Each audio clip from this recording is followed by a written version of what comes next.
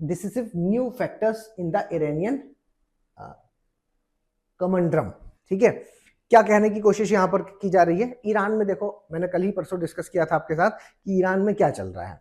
Iran में आप जानते हैं कि इस वक्त लोग हैं जो वो सड़कों पर आ चुके हैं ईरान में। लेकिन सवाल यहां पर बैठता है, ईरान, ठीक है, ईरान में लोग हैं जो वो सड़कों पर हैं, सड़कों पर हैं। आप कहेंगे सर ये सिविल वॉर है क्या? नहीं, सिविल वॉर जैसी सिचुएशन नहीं है। सिविल वॉर जैसी सिचुएशन क्यों नहीं है? धरने वगैरह चल रहे हैं, सिविल वॉर नहीं कहेंगे इसको। सिविल वॉर नहीं हुआ है यहां पर अभी तक। उसके पीछे का रीजन है कि यहाँ की जो सरकार है, जो अभी सरकार है, मतलब कौन सी सरकार? थियोलॉजी वाली, ठीक है, थियोलॉजिस्ट, जो थियोलॉजी की सरकार है, मतलब जो धर्म के हिसाब से चलने वाली जो सरकार है, उसकी अगर सरकार बात करें तो उसकी पकड़ में है सारी चीजें। अभी तक पकड़ में कैसी है उसकी? अगर पकड़ की बात करें तो आप ये कह सकते हैं कि सर वहां का रेवोल्यूशनरी गार्ड, वहां की आर्मी आज भी इस सरकार के लिए वफादार है। वहां की जो रेवोल्यूशनरी गार्ड, ठीक है, वहां की आर्मी, ठीक है, वहां की जो आर्मी, इवन वहां की जो ऑयल वाली, तेल वाली जो कंपनियां हैं, उनकी जो लॉबी है, ठीक है, उनकी जो लॉबी है, वो सब है जो वो सरकार पर भरोसा करते हैं और ये सब इसके कंट्रोल में है। और इसी वजह से, क्योंकि ऑयल लॉबी भी यहाँ पर सरकार के कंट्रोल में नजर आ रही है, इसकी वजह से अभी तक हम ये कह सकते हैं कि यहाँ पर सरकार है जो वो गिरी नहीं है। सरकार गिरी नहीं है, ठीक है, यहां पर क्या है कि सरकार है जो वो गिरी नहीं है इस वजह से। ठीक है, समझ गए? अब आप ये बात समझिएगा, अब आप ये मेरी बात समझिएगा कि रेवोल्यूशनरी गार्ड और ये सब है। अब दूसरा एक और, तो यहाँ पर धरना कौन दे रहा है? यहाँ पर जो मर्चेंट क्लास है, पहले हमेशा से मर्चेंट क्लास को देखा गया है कि जो यहाँ की मर्चेंट क्लास है ना, जो व्यापारी वर्ग वगैरह होते हैं, वो क्या है, वो ये तो थियोलॉजी है, धर्म के आधार पर चलने वाला, ये प्रशासन की तरफ रहते हैं। इनका प्रशासन की तरफ थोड़ा सा, रिजीम की तरफ झुकाव रहता है। और क्योंकि इनका प्रशासन की तरफ झुकाव रहता है तो इसकी वजह से इस तरह की चीजें अक्सर वहां पर देखी जाती है। लास्ट 1979 में भी जो रेवोल्यूशन हुआ, जो वहां पर रेवोल्यूशन हुआ, उस रेवोल्यूशन से हम एक आइडिया लगा सकते हैं, उस रेवोल्यूशन से हम एक आइडिया लगा सकते हैं कि यस, मर्चेंट क्लास है जो प्रशासन चाह रही होती है कि नहीं इसको बदलो, ऐसा करो, नियम है जो वो लेकर के आओ, जबकि यहाँ पर रिलीजन के हिसाब से चीजें चल रही होती हैं। तो इसकी वजह से अभी वहां पर धरने चल रहे हैं, बट स्टिल चीजें हैं जो वो कंट्रोल में है। आप सोच रहे होंगे कि सर कल आपने बताया था कि सर वहां पर धरने हो रहे हैं तो यूएस उसका यूज कर सकता है ना? बिल्कुल कर सकता है। क्यों? क्योंकि आप ये बात जानते हैं कि सर ईरान की स्थिति है जो, ईरान डायरेक्टली इजराइल का दुश्मन है। इजराइल के साथ में यूएसए अटैच है। क्यों अटैच है? क्योंकि इस समय ईरान न्यूक्लियर एक्टिविटीज कर रहा है, छुप छुप करके न्यूक्लियर एक्टिविटीज कर रहा है।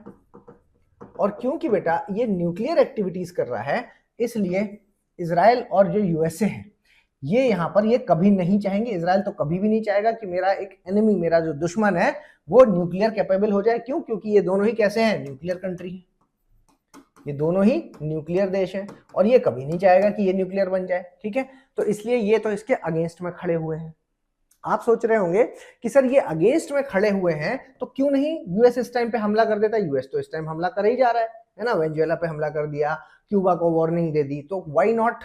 आप कहेंगे इसको वार्निंग क्यों नहीं कर रहा? नहीं, कर दिया है, अभी वार्निंग है जो वो कर दिया है और उनको बोल दिया है कि वहां की सरकार को हटाओ, वहां की जो एजेंसी है उनको हटाओ। वार्निंग तो खूब लगातार चल रही है, लेकिन अभी तक हमला नहीं किया है। हम उसी मुद्दे पर बात करेंगे, हमला क्यों नहीं कर रहा है ये हमारे लिए एक बड़ा इंपॉर्टेंट पॉइंट हो जाता है। तो आप इतनी बात तो समझ पा रहे हैं कि सर ये न्यूक्लियर एक्टिविटीज कर रहा है और ये न्यूक्लियर कंट्रीज हैं और ये नहीं चाहेंगे कि कभी भी ये जो ईरान है ये न्यूक्लियर बन जाए। ठीक है, अब बात यह है कि हमला कर इसलिए नहीं रहा है क्योंकि आप लोगों को पता होगा कि सर स्ट्रेट ऑफ हर्मूज जानते हैं कहां पर है? स्ट्रेट ऑफ हर्मूज है जो, उस जगह पर पूरा कंट्रोल किसका है? पूरा कंट्रोल है जो वो आपको किसका देखने को मिलेगा? ईरान का इस जगह पर आपको पूरा कंट्रोल देखने को मिलेगा। इसकी वजह से अगर मामला हैम्पर होता है, अगर स्ट्रेट ऑफ हर्मूज को पर जो अभी ईरान ने अपना दबदबा बना रखा है और यहां पर चीजें अनकंट्रोल होती हैं, तो उससे क्या हो जाएगा? जैसे ही ये चीजें अनकंट्रोल होंगी तो उससे क्या हो जाएगा? अनकंट्रोल होते ही चीजें हैं जो वो खराब हो जाएंगी, फैल जाएंगी। और आप ये बात समझ पा रहे होंगे कि जैसे ही यहां पर अनकंट्रोल होंगी सिचुएशन, यहां पर ईरान है जो वो उसको चोक कर देगा, ईरान उसको चोक कर देगा। और ईरान अगर चोक कर लेगा तो इससे क्या होगा, आप कह सकते हैं कि सर अंतरराष्ट्रीय स्तर पर होने वाला जो ट्रेड है, ठीक है, अंतरराष्ट्रीय स्तर पर जो होने वाला ट्रेड है, इंटरनेशनल ट्रेड है जो, इस पे गिरावट होगी, इस पर रुकावट जो है वो हो जाएगी, ठीक है, इस पर रुकावट जो है वो देखने को मिलेगी। इंटरनेशनल ट्रेड है जो वो हैम्पर हो जाएगा।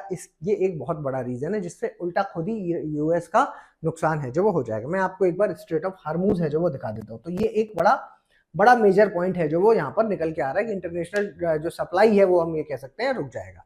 तो एक तो पॉइंट ये हो गया। दूसरा कि सर ईरान है जो ना वो वेनेजुएला नहीं है, ईरान के पास क्या है, रिटेलिएटरी पावर है, रिटेलिएट कर सकता है,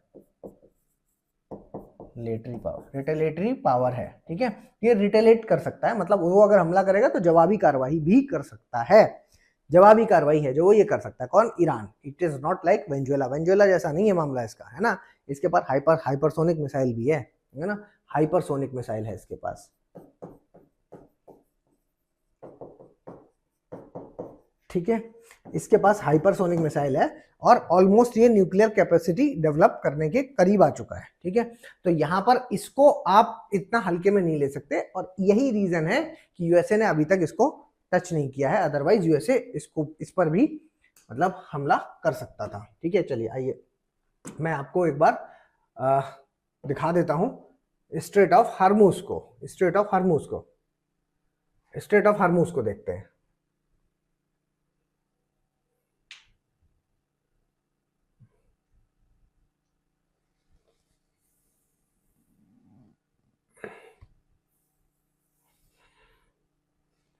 यहां पर आओ, देखो इस जगह पर जब आप आते हो, यहां पर ये देखो बच्चों, ये है ईरान। और यहां पर आप देखोगे इस जगह को थोड़ा और बड़ा करूंगा तो शायद लिख के आ जाए, है ना, बाबल अब्बास नहीं आ रहा, कोई बात नहीं। ये है बेटा स्ट्रेट ऑफ हार्मूज, ठीक है, पर्शियन गल्फ, ये रहा पर्शियन गल्फ। और ये वाला जो पॉइंट आपको दिख रहा है, ठीक है, ये वाला जो पॉइंट यहां पर आपको दिख रहा है, ये है स्ट्रेट ऑफ हार्मूज, ठीक है। तो इस जगह पर ईरान ने अपना कब्जा है जो वो बन कर रखा है, दबदबा बना रखा है। तो कोई भी जो भी निकलेगा, है ना, तो स्ट्रेट ऑफ हार्मूज से इंटरनेशनल ट्रेड है जो वो काफी ज्यादा जाता है, ठीक है। तो मेरे ख्याल से आप ये बात समझ पा रहे होंगे कि हम किस एरिया के बारे में बात कर रहे हैं। चलिए वापस चलते हैं। और दूसरा पॉइंट आपने देख लिया कि सर रिटेलिएटरी पावर भी है, तो मतलब जवाबी कार्रवाई भी यहां से मिल सकती है, इसलिए अपना नुकसान तो यूएस करेगा नहीं, ठीक है। तो ये पॉइंट आपको यहाँ पर पता होना चाहिए, ठीक है। विवेचना आईएएस एकेडमी, आपका लक्ष्य हमारा विश्वास।